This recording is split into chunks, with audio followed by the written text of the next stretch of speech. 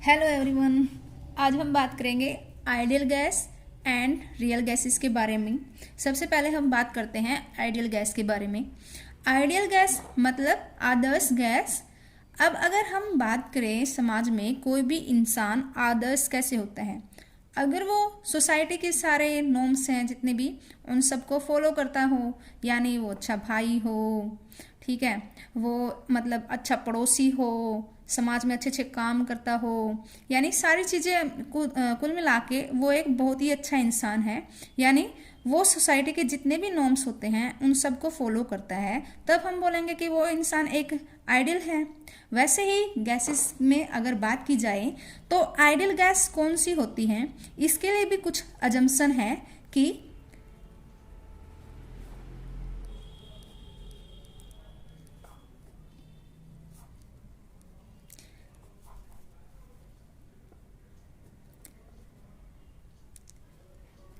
कोई भी gas ideal कब कहलाएगी अगर वो इन अजम्पशंस को फॉलो करती हो। फॉर एग्जाम्पल उसके एटम्स स्फेरिकल शेप के हों, atoms of gas is spherical in shape,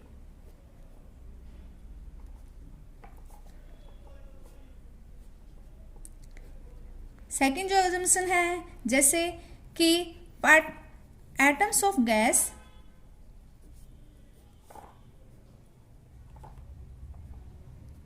are point like, यानी वो पॉइंट लाइक होने चाहिए ताकि जो साइज है पार्टिकल्स का वो निग्लिजिबल हो, volume occupied by the gas in space, और इनके बीच में force of interaction between the particles should be negligible.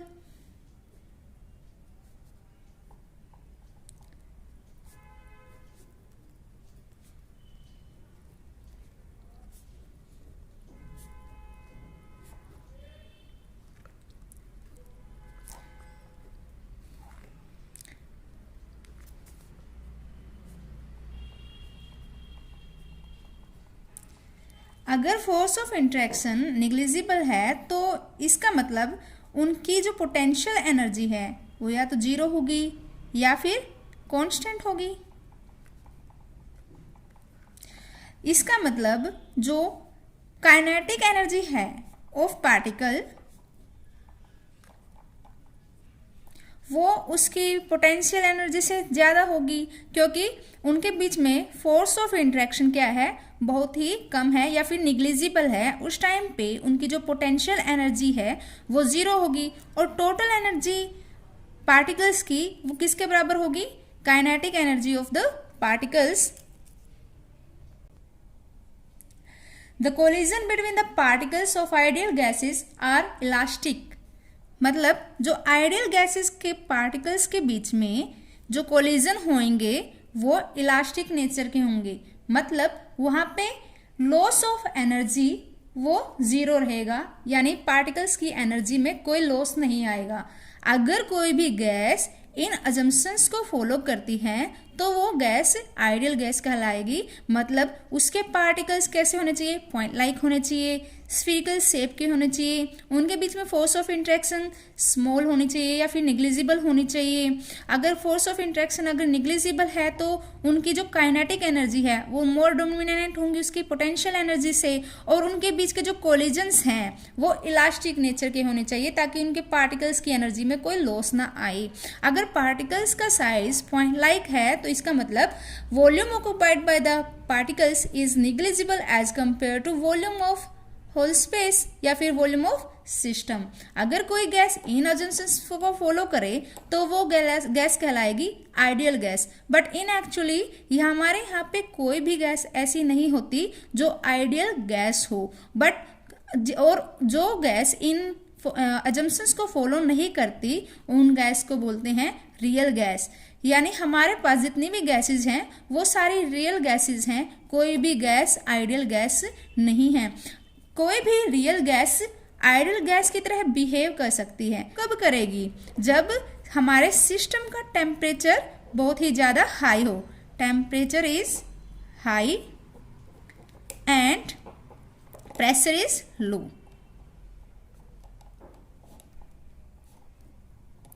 इसको समझने के लिए क्या कर सकते हैं, मान लेते हैं कि कोई भी एक रियल गैस है, रियल गैस है तो इसका मतलब वो इन अजम्पशंस को फॉलो नहीं करी, इसका मतलब उनके बीच में जो फोर्स ऑफ इंट्रैक्शन है वो नेग्लिजिबल नहीं है, इसलिए उनके बीच में कुछ ना, उसके पार्टिकल्स के बीच में क्या है, कुछ ना कुछ इंट्रैक्शन है। अब और क्या दे रखा था, इसमें जो volume occupied by the particles वो नेग्लिजिबल नहीं है सिस्टम की वॉल्यूम से, यानी जो पार्टिकल्स के वॉल्यूम है, पार्टिकल्स की जो वॉल्यूम है उसको हम नेग्लेक्ट नहीं कर सकते एज कंपेयर टू सिस्टम की वॉल्यूम से, यानी जो पार्टिकल्स के वॉल्यूम है वो कुछ ना कुछ कंट्रीब्यूशन कर रहे हैं। तो हम क्या करें, अगर मैं इस सिस्टम का टेम्परेचर इंक्रीज कर दूं और इसका प्रेशर क्या कर दूं, डिक्रीज कर दूं, तो क्या होगा, अगर प्रेशर डिक्रीज हो जाएगा तो इसका मतलब क्या हो जाएगा, वॉल्यूम इंक्रीज हो जाएगा। वॉल्यूम इंक्रीज होगा तो अब हमारे पास क्या है, इन पार्टिकल्स के पास मूव करने के लिए ज़्यादा स्पेस अवेलेबल हो गया। अब मैं इसका टेम्परेचर बढ़ा दूं, जब हम टेम्परेचर इंक्रीज करते हैं तो पार्टिकल्स की काइनेटिक एनर्जी इंक्रीज हो जाती है, तो पार्टिकल्स सब क्या करेंगे, अब ये पार्टिकल्स ऊपर की डायरेक्शन में मूव करना स्टार्ट कर देंगे।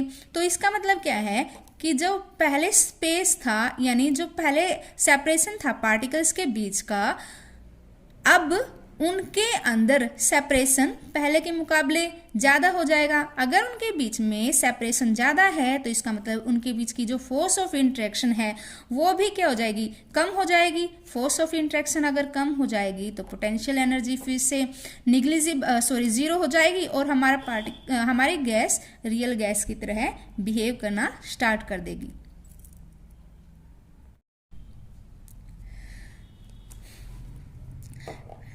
एक आइडियल गैस फॉलोइंग लॉज को फॉलो करती है। फॉर एग्जाम्पल, कोई भी गैस अगर आइडियल होगी तो वह जैसे बॉयल्स लॉ है इसको फॉलो करेगी, जैसे चार्ल्स लॉ है इसको भी फॉलो करेगी, और अवोगाड्रो लॉ है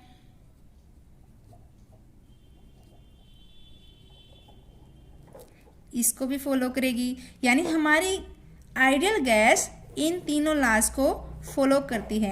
अब ये लॉज है क्या, इसमें क्या दे रखा है, according to Boyle's law pressure of gas is inversely proportional to volume. मतलब अगर हमारे पास एक गैस दे रखी है एक बीकर के अंदर, ओके, यहाँ पे पिस्टन लगा रखी है जहाँ से मैं प्रेशर को इंक्रीज और डिक्रीज कर सकती हूँ। अगर मैं प्रेशर की वैल्यू इंक्रीज करती हूँ, मतलब इस गैस पे पहले के मुकाबले प्रेशर ज़्यादा लगाती हूँ, तो क्या होगा, हमारी गैस कंप्रेस करेगी। अगर ये गैस कंप्रेस करेगी तो इसकी वॉल्यूम पहले के मुकाबले क्या हो जाएगी, कम हो जाएगी। तो pressure is inversely proportional to volume, यानी अगर हम प्रेशर इंक्रीज करते हैं तो वॉल्यूम ऑफ गैस डिक्रीज हो जाएगी, और अगर प्रेशर डिक्रीज करते हैं तो वॉल्यूम ऑफ गैस इंक्रीज करेगी। अकॉर्डिंग टू चार्ल्स लॉ, इसको मैं ऐसे भी लिख सकती हूँ, volume is inversely proportional to pressure. According to Charles law volume of gas is directly proportional to temperature. अभी हम लोगों ने इस एग्जाम्पल से देखा था कि अगर किसी भी गैस का हम टेम्परेचर इंक्रीज करते हैं तो उसके पार्टिकल्स की काइनेटिक एनर्जी इंक्रीज हो जाती है और उसकी वजह से वो मूव करने लगते हैं। अगर उसके पास अगर हमने प्रेशर की वैल्यू फिक्स कर रखी है तो वो ऊपर की तरफ मूव करने लगेंगे। ऊपर की तरफ अगर मूव करेंगे तो हमारे सिस्टम की वॉल्यूम इंक्रीज हो जाएगी। तो यही था कि अगर हम टेम्परेचर इंक्रीज करते हैं तो वॉल्यूम इंक्रीज हो जाती है, और अगर टेम्परेचर डिक्रीज करते हैं तो वॉल्यूम डिक्रीज हो जाती है। अकॉर्डिंग टू अवोगाड्रोस लॉ, इसके अकॉर्डिंग क्या है कि volume is directly proportional to number of moles of gas, यानी जितने ज़्यादा नंबर ऑफ मोल्स होंगे गैस के उतने ही ज़्यादा गैस की वॉल्यूम होगी, जितने कम मोल्स होंगे उतनी ही कम वॉल्यूम होगी। अगर हम तीनों लॉज को कंबाइन करते हैं तो वी क्या आ जाएगा, directly proportional to N T by P। अब अगर मैं प्रोपोर्शनैलिटी का साइन हटाती हूँ तो क्या आ जाएगा, V is equal to NRT by P। यहाँ पे जो R है वो प्रोपोर्शनैलिटी कांस्टेंट है और इसको बोलते हैं हम universal gas constant.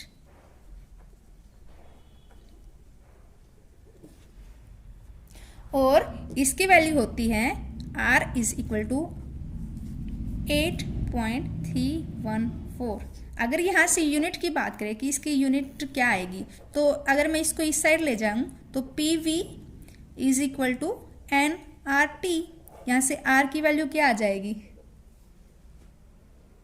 R is equal to PV divided by NT। यहाँ पे PV है, एक टाइप से एनर्जी को शो करा है, तो इसकी यूनिट हो जाएगी जूल, N है नंबर ऑफ मोल्स और यह है टेम्परेचर, यानी यूनिट हो जाएगी जूल पर मोल पर केल्विन। और हमारी इक्वेशन आई है PV is equal to NRT। इस इक्वेशन को बोलते हैं आइडियल गैस इक्वेशन।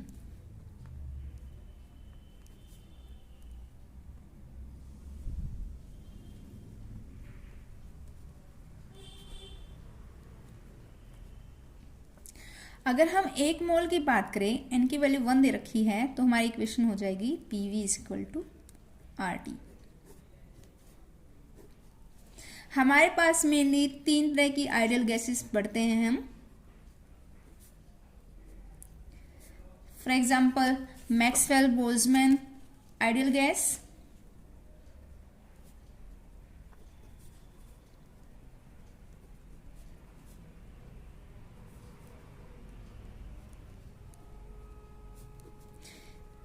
इसको हम क्लासिकल आइडियल गैस भी बोलते हैं। नेक्स्ट इज बोस गैस, ये बोजोन से मिलकर बनी होती है। यानी बोजोन्स मतलब वो पार्टिकल्स जो इनकी स्पिन इंटीग्रल हो।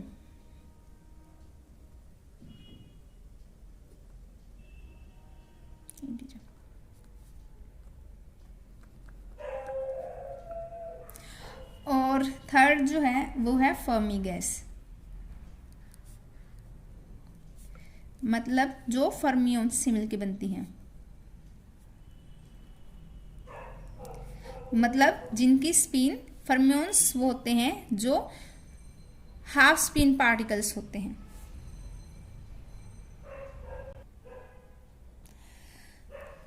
हमारा जो यूनिवर्सल गैस कांस्टेंट आया था R, वो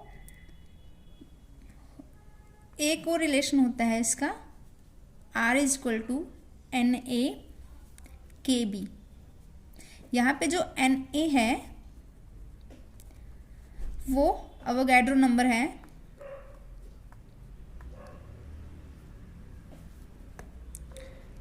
और इसकी वैल्यू होती है 6.6023 इंटू 10⁻23 मोलिक्यूल्स। और जो Kb है वो है बोल्ट्जमैन कांस्टेंट।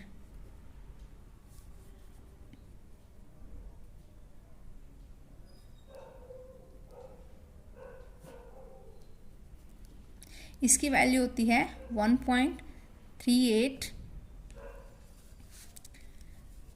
इंटू 10⁻23 जूल पर केल्विन। ओके, ये आपको याद रखना है, जब हम इक्विपार्टीशन थ्योरम करेंगे उसमें ये यूज होएगा, तो ये आपको याद रखना है। नेक्स्ट हम बात करेंगे रियल गैसेस की। अभी हमने बात की कि कोई भी गैस आइडियल नहीं होती, सारे की सारी जितनी भी गैसेस हमारे पास अवेलेबल हैं वो सारी की सारी गैसेस रियल गैसेस हैं। बट एक रियल गैस आइडियल गैस की तरह बिहेव कर सकती है अगर उस गैस का हम टेम्परेचर हाई कर दें और प्रेशर की वैल्यू लो कर दें। उस टाइम पे हमारी रियल गैस आइडियल गैस की तरह बिहेव करेगी। अगर कोई भी गैस रियल गैस है, इसका मतलब उनके बीच के पार्टिकल्स की फोर्स ऑफ इंटरेक्शन निग्लिजिबल नहीं है, इसका मतलब उसके पार्टिकल्स के बीच में कुछ ना कुछ इंटरेक्शन है। अगर इंटरेक्शन है तो इसका मतलब वहाँ पे पोटेंशियल अवेलेबल है। और सेकंड जो बात है कि आइडियल गैस में जो पार्टिकल्स होते हैं वो पॉइंट लाइक होते हैं, और उसके जो पार्टिकल्स की वॉल्यूम है वो गैस की वॉल्यूम के कंपेयर में बहुत ही कम होती है। वहाँ पे हम पार्टिकल की वॉल्यूम को नेग्लेक्ट कर सकते हैं। बट अगर हम बात करें हैं रियल गैसेस की, तो यहाँ पे हम पार्टिकल की वॉल्यूम को नेग्लेक्ट नहीं कर सकते उसके गैस की वॉल्यूम के कंपैरिजन में। तो अब क्या है कि जो हमारा फर्स्ट पॉइंट था कि पार्टिकल्स का जो साइज है वो बहुत ही स्मॉल है और पार्टिकल की वॉल्यूम को हम नेग्लेक्ट नहीं कर सकते। तो ये पॉइंट आया कहाँ से? जब वंडरवॉल एक एक्सपेरिमेंट कर रहे थे तो उन्होंने नोटिस किया कि अगर हम एक गैस को कंप्रेस कर दें, सिर्फ वंडरवॉल से पहले ये थ्योरी मानी गई थी कि सारे जितनी भी गैसेस हैं वो आइडियल गैस हैं और उनकी पार्टिकल्स की वॉल्यूम गैस की वॉल्यूम के कंपेयर में बहुत ही कम होती हैं, तो हम उसको नेग्लेक्ट कर सकते हैं। बट अगर वंडरवॉल ने क्या देखा कि अगर हमारे पास एक गैस है, ओके, अगर हम इस गैस को कंप्रेस कर देते हैं तो क्या अब भी हम इस गैस के पार्टिकल्स की वॉल्यूम को नेग्लेक्ट कर सकते हैं? बिल्कुल भी नहीं कर सकते, क्योंकि अब क्या है, पार्टिकल्स बिल्कुल पास पास हैं और यहाँ पे हम पार्टिकल की वॉल्यूम को नेग्लेक्ट नहीं कर सकते as compare to volume of gas, क्योंकि यहाँ पे वॉल्यूम गैस की क्या हो गई है, डिक्रीज हो गई है, और इस टाइम पे हमारे पार्टिकल्स की वॉल्यूम नेग्लेक्ट नहीं की जा सकती और वह इस वॉल्यूम में कुछ ना कुछ कंट्रीब्यूट कर रही है। इसका मतलब हमें हमारी आइडियल गैस इक्वेशन को मॉडिफाई करने की ज़रूरत है। तो इसी फैक्ट को ध्यान में रखते हुए आइडियल गैस को मॉडिफाई किया गया। फर्स्ट जो मॉडिफिकेशन थी वो वॉल्यूम टर्म में की गई थी। सपोज कर लिया कि जब हम गैस को कंप्रेस कर रहे हैं तो उस टाइम पे पार्टिकल की वॉल्यूम को हम नेग्लेक्ट नहीं कर सकते। सपोज हमारे पास n मोल ऑफ गैसेस हैं, यानी एक गैस ले रखी है और उसके n मोल्स हैं। अगर एक पार्टिकल की वॉल्यूम b है तो n मोल पार्टिकल्स की वॉल्यूम कितनी हो जाएगी, nb। तो v एक्चुअल क्या आ जाएगा, v एक्चुअल यानी हमारी गैस की एक्चुअल वॉल्यूम किसके बराबर हो जाएगी? अगर हम इसमें से n mole of gas particles की वॉल्यूम को अगर मैं सब्ट्रैक्ट कर दूं तो हमारी गैस की वॉल्यूम आ जाएगी, यानी सिस्टम की वॉल्यूम आ जाएगी। तो यहाँ से एक्चुअल जो वॉल्यूम पहले जो वॉल्यूम मान रहे थे वो क्या थी, v है। अगर मैं इसमें से पार्टिकल्स की वॉल्यूम को घटा दूं, पार्टिकल्स की वॉल्यूम क्या है, एक पार्टिकल की b वॉल्यूम है, तो n मोल पार्टिकल्स की वॉल्यूम कितनी आ जाएगी, nb। तो ये आ जाएगी हमारी एक्चुअल वॉल्यूम ऑफ गैस, ये है actual volume of gas. Okay, अब जो सेकंड मॉडिफिकेशन किया गया था इसमें बोला गया था कि अगर हमारे पास एक आइडियल गैस है, उसके पार्टिकल्स के बीच में जो फोर्स ऑफ इंटरेक्शन होता है वो निग्लिजिबल होता है। अगर फोर्स ऑफ इंटरेक्शन निग्लिजिबल है तो पार्टिकल्स रैंडमली मूव कर रहे हैं। अब यहाँ पे क्या है कि सपोज अगर मैंने इस गैस को कंप्रेस कर दिया तो यहाँ पे पार्टिकल्स के बीच में फोर्स ऑफ इंटरेक्शन निग्लिजिबल नहीं रहेगा। अगर मैं एक पार्टिकल ले लेती हूँ बीच में, अगर इस पार्टिकल बीच वाले पार्टिकल की बात की जाए तो यह है जो पार्टिकल है वो इक्वली सराउंडेड है, मतलब एक पार्टिकल यहाँ से फोर्स लगा रहा है तो एक पार्टिकल यहाँ पे ऐसा है जो इक्वल एंड अपोजिट फोर्स लगा रहे हैं, तो इन दोनों की फोर्स क्या आ जाएगी, कैंसिल हो जाएगी। अब सेम यहाँ पे पार्टिकल है, ये इसके ऊपर फोर्स लगा रहे हैं तो यहाँ पे भी एक पार्टिकल होगा जो इसके ऊपर इक्वल एंड अपोजिट फोर्स लगा रहा होगा, तो इस पार्टिकल की वजह से जो फोर्स है वो कैंसिल हो जाएंगी। अब इन द सेम सेंस इसके सराउंडिंग में जितनी भी पार्टिकल्स प्रेजेंट है उन सब की फोर्स क्या आ रही है, कैंसिल हो रही है। तो नेट जो फोर्स है इस पार्टिकल के ऊपर वो क्या है, जीरो है, यानी यहाँ पे हम आइडियल गैस वाली सिचुएशन मान सकते हैं कि जो सेंटर में जो पार्टिकल्स प्रेजेंट होते हैं उनके ऊपर नेट फोर्स जीरो लगती है। बट अगर बात की जाए हमारे कॉर्नर वाले पार्टिकल की, कॉर्नर वाले पार्टिकल यानी जो पार्टिकल सिस्टम की वॉल्स के पास प्रेजेंट है, तो यहाँ पे पार्टिकल प्रेजेंट है, ये वाला पार्ट यहाँ से फोर्स लगा रहा है, ये वाला पार्टिकल यहाँ से लगा रहा है, ये वाला यहाँ से, ये वाला यहाँ से, ये वाला यहाँ से। लेकिन इन फोर्सेस को बैलेंस करने के लिए इस पार्टिकल के पास इस साइड तो कोई और पार्टिकल प्रेजेंट नहीं है। इसका मतलब इन पार्टिकल्स की जो फोर्स है वो काउंटर बैलेंस नहीं कर रही है। इसका मतलब ये वाला जो पार्टिकल है जो इसकी वॉल्स के पास प्रेजेंट है वो कुछ ना कुछ नेट फोर्स लगा रहा है, यानी इसके ऊपर कुछ ना कुछ नेट फोर्स लग रही है। तो इस पार्टिकल का क्या, इसका मतलब यहाँ पे भी मॉडिफिकेशन की जरूरत है। अब इसको कैसे मॉडिफाई करें? अब ये पार्टिकल है, अब इस पार्टिकल के ऊपर पर यूनिट एरिया पे कुछ फोर्स लग रही है, इसका मतलब प्रेशर लग रहा है, यानी फोर्स पर यूनिट एरिया क्या होता है? प्रेशर होता है। तो हम क्या करेंगे? प्रेशर टर्म में क्या करेंगे? कुछ ना कुछ मॉडिफिकेशंस करेंगे।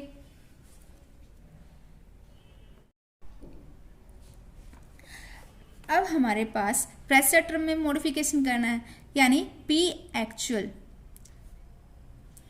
ये है जो प्रेशर एक्चुअल में गैस का है, okay, is equal to P recorded plus P attractive. इसका मतलब क्या है? P एक्चुअल का मतलब है कि हमारी गैस ने एक्चुअल प्रेशर कितना लगा रखा है। P रिकॉर्डेड का मतलब है कि यहाँ पे जो वॉल प्रेशर फील कर रही है वो कितना है। और P अट्रैक्टिव का मतलब क्या है कि हमारे जो पार्टिकल्स हैं वो दूसरे पार्टिकल्स की वजह से उसके ऊपर कुछ ना कुछ फोर्स लग रही है, यानी जो पार्टिकल वॉल के पास प्रेजेंट है उस पार्टिकल के पास उस पार्टिकल के ऊपर दूसरे पार्टिकल्स की वजह से नेट फोर्स लग रही है, और ये फोर्स इस पार्टिकल को अपनी तरफ इस साइड खींच रही है, और ये पार्टिकल वॉल के ऊपर उतनी स्ट्रेंथ से प्रेशर नहीं लगा पा रहा जितना ये वाला पार्टिकल लगाता। ओके, तो यहाँ पे हमारी जो P अट्रैक्टिव है यह इन पार्टिकल्स की वजह से प्रेशर है। ओके, तो हमें यही निकालना है। जो P अट्रैक्टिव है वो दो तरह से आता है। ये डिपेंड करता है डेंसिटी ऑफ गैस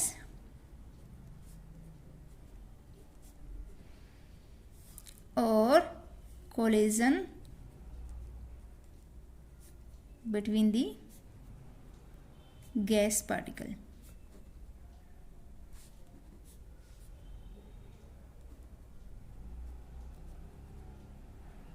अब यहाँ पे जो डेंसिटी ऑफ गैस है, मतलब हमारे पास अगर गैस की डेंसिटी क्या होगी, गैस की डेंसिटी अगर ज़्यादा होगी तो इस पार्टिकल के सराउंडिंग में जो पार्टिकल्स हैं वो ज़्यादा होंगे। अगर पार्टिकल्स ज़्यादा होंगे तो वो ज़्यादा अट्रैक्टिव फोर्स लगाएंगे इसके ऊपर। तो इसका मतलब क्या है? P अट्रैक्टिव वो डायरेक्टली प्रोपोर्शनल है डेंसिटी के। और ऑल्सो कि collision between the particles, gas particle, यानी यहाँ पे जितने ज़्यादा गैस पार्टिकल होंगे उतने ही ज़्यादा कोलिजन होंगे, और उतने ही ज़्यादा वो पार्टिकल एक दूसरे के पास आएंगे और वो उसके ऊपर फोर्स लगाएंगे। तो जो कोलिजन बिटवीन द गैसेस है वो भी किसके ऊपर डिपेंड करता है? डेंसिटी के ऊपर। जितने ज़्यादा डेंसिटी होगी उतने ही ज़्यादा कोलिजन होंगे। इसका मतलब जो P अट्रैक्टिव है वो डायरेक्टली प्रोपोर्शनल है रो स्क्वायर के। अब रो क्या होती है? डेंसिटी किसके बराबर होती है? मास पर यूनिट वॉल्यूम होती है ना। ओके, यहाँ पे इसका स्क्वायर, यानी P attractive is equal to directly proportional to m/v square. अब हमें पता है यहाँ पे क्या है? मास है, मास ऑफ गैस। अब हमें पता है नंबर ऑफ मोल्स किसके बराबर होते हैं?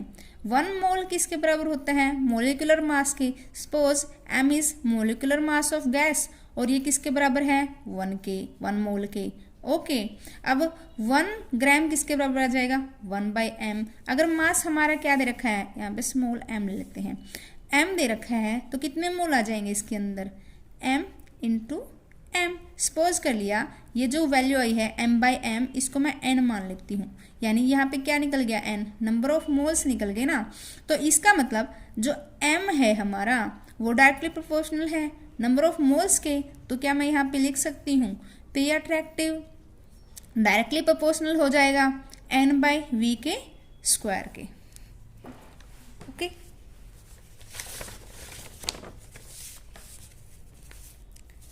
अब क्या आया हमारे पास? अब क्या मैं प्रोपोर्शनैलिटी का साइन हटा सकती हूँ? तो पी अट्रैक्टिव किसके बराबर आ जाएगा? a(n²/v²। यहाँ पे a प्रोपोर्शनैलिटी कांस्टेंट है और इसको बोलते हैं हम internal pressure.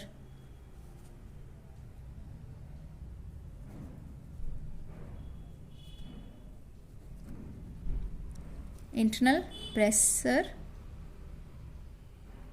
Of gas. Okay. तो यहाँ पे P एक्चुअल किसके बराबर आ जाएगा?